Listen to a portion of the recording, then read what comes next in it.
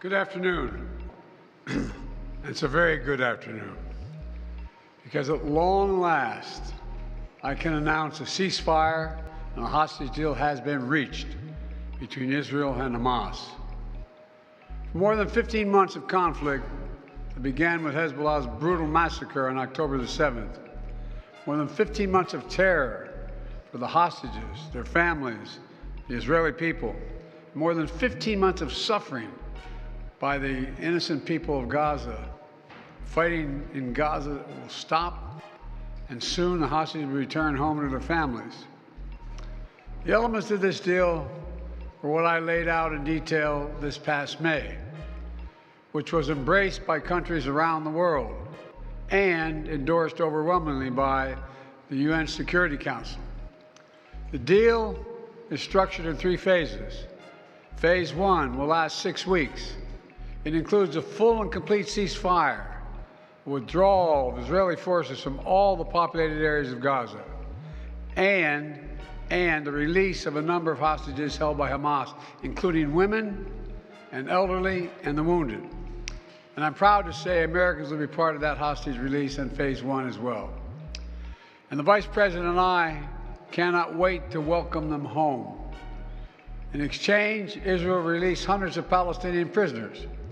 And during Phase 1, the Palestinians can also return to their neighborhoods in all the areas of Gaza. And the surge of humanitarian assistance into Gaza will begin. And the innocent people can have a greater access to these vital supplies. You know, during the next 6 weeks, Israel will negotiate the necessary arrangements to get Phase 2, which is a permanent end of the war. Let me say it again, a permanent end of the war.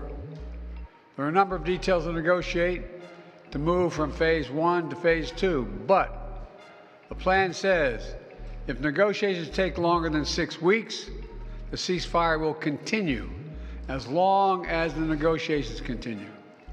I've spoken to the Emir of Kuwait and the President of Egypt, and we have pledged to make sure the negotiations will keep moving forward for as long as it takes. Then, when Phase 2 begins, there will be an exchange for release of the remaining living hostages, including male soldiers, and all remaining Israeli forces will be withdrawn from Gaza, and the temporary ceasefire will become permanent. And finally, Phase 3, any final remains of hostages who have been killed will be returned to their families, and a major reconstruction plan for Gaza will begin. This is the ceasefire agreement I introduced last spring. Today, Hamas and Israel have agreed to that ceasefire agreement and the whole ending the war. You know, those of you who have followed the negotiations can attest, the road to this deal has not been easy. I've worked in foreign policy for decades. This is one of the toughest negotiations I've ever experienced. And we reached this point because of the pressure that Israel built on Hamas, backed by the United States. Hamas's longtime leader, Sinwar, was killed. Hamas's strongest supporter, Iran, launched attacks on Israel. And those attacks failed after my administration organized a coalition of nations to stop them. And after I ordered the U.S. ships and planes to come to Israel's defense, we also shaped Israel's strong and calibrated response, destroying Iran's air defenses, but avoiding an escalatory cycle of an all-out war. The United States also organized a coalition of 20 countries to stand up to attacks by the Houthis, including their missile attacks in Israel. Then, Hezbollah, another of Hamas's strongest backers, was significantly weakened on the battlefield, and its leadership was destroyed. With our support, Israel negotiated a ceasefire with them, and after that, Lebanon finally elected a new president who's not beholden to Hezbollah, and he can begin a new chapter for the Lebanese people. All told, these developments in the region, which the United States helped to shape, changed the equation. And so now, the terror network that once protected and sustained Hamas is far weaker. Iran is weaker. Iran is weaker than it's been in decades.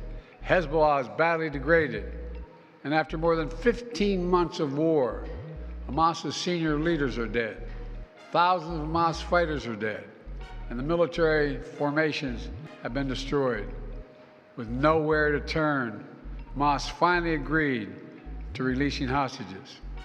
You know, there was no other way for this war to end than with a hostage deal. And I'm deeply satisfied this day has finally come, for the sake of the people of Israel and the families waiting in agony, and for the sake of the innocent people in Gaza who suffered unimaginable devastation because of the war.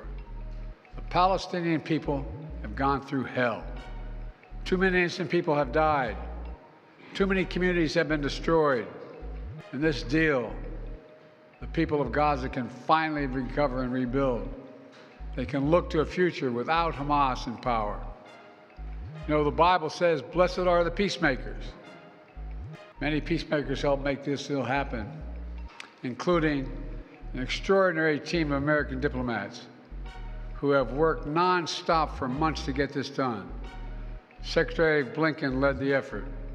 Secretary Jake Sullivan, National Security Advisor Jake Sullivan, Bill Burns, John Feiner, Brett McGurk, Amos Hochstein, and the Vice President worked relentlessly as we work to deliver this deal. I'd also note this deal was developed and negotiated under my administration, but its terms will be implemented, for the most part, by the next administration. In these past few days, we've been speaking as one team. This has been a time of real turmoil in the Middle East. But as I prepare to leave office, our friends are strong, our enemies are weak, and there's genuine opportunities for a new future. In Lebanon, there's an opportunity for a future, free from the grip of Hezbollah. In Syria, a future free from the tyranny of Assad. And for the Palestinian people, a credible pathway to a state of their own. And for the region, a future of normalization, integration of Israel and all its Arab neighbors, including Saudi Arabia. At the G20 in Delhi in September 23, I rallied key countries behind a vision of an economic corridor from India across the Middle East to Europe. That vision can now become a reality. There are risks as well, including ISIS and Iran, even in a badly weakened state, but we're handing off to the next team a real opportunity for a better future for the Middle East. I hope they will take it. Let me close with this. My friend for years in the United States Senate, former Senator George Mitchell, who did so much to forge peace in Northern Ireland, once said about diplomacy, he said, "It is 700 days of failure and 1 day of success." 700 days of failure and 1 day of success. Well, we've had many difficult days since Hamas began its terrible war. We've encountered roadblocks and setbacks. We've not given up. And now, after more than 400 days of struggle, a day of success has arrived. God bless all the hostages and their families. May God protect the troops of all those who work for peace.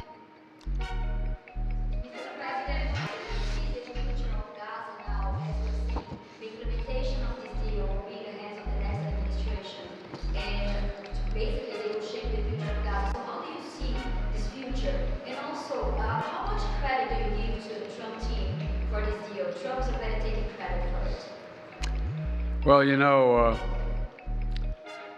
this is the exact framework of the deal I proposed back in May. Exact. And we got the world to endorse it. Secondly, it's America's support for Israel that helped them badly weaken Hamas and its backers and create the conditions for this deal. And thirdly, I knew this deal would have to be implemented by the next team. So I told my team to coordinate closely with the incoming team to make sure we're all speaking with the same voice, because that's what American presidents do. Thank you.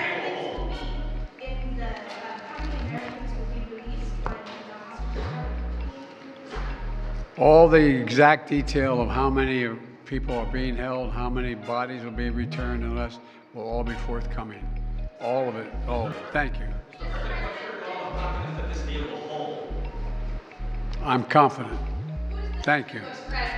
President, you or Trump? Is that a joke? Oh, thank you.